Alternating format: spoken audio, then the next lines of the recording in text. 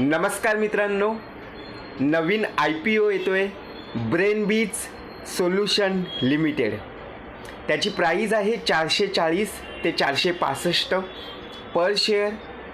Lot size आहे 32 share आणि investment आहे फक्त 14,080 रुपये।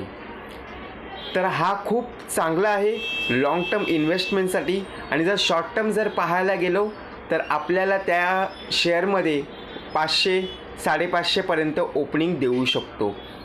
कंपनी प्रोफाईल जर पाहायला गेलो तर खूप चांगली आहे।